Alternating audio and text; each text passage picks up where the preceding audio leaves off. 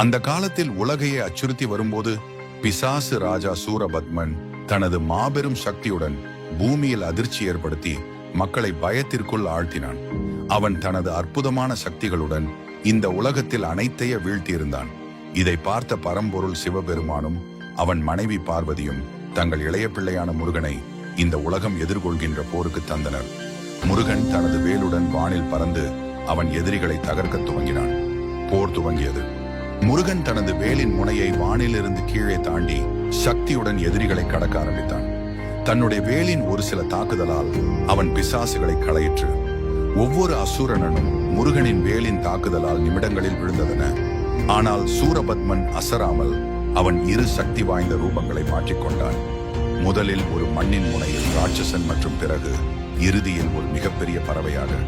முருகன் அவனை வேகமாக நோக்கி அவன் முன் சென்று மீண்டும் வேலுடன் அதனை விரட்டி சூரபத்மனின் பறவையான உருவத்தை கடந்து ஒரு அற்புதமான தட்டியுடன் அதை உடைத்தான். அதன் பிறகு சூரபத்மன் தனது கடைசி உருவமான குரங்கை தாக்கும் போது முருகன் அதனை சிறிது நேரத்தில் வீழ்த்தி இறுதியில் வெற்றி பெற்றான். இப்போது சூரபத்மன் தன் வீழ்ச்சியுடன் இறுதியாக முருகனின் அருளை பெற்றான்.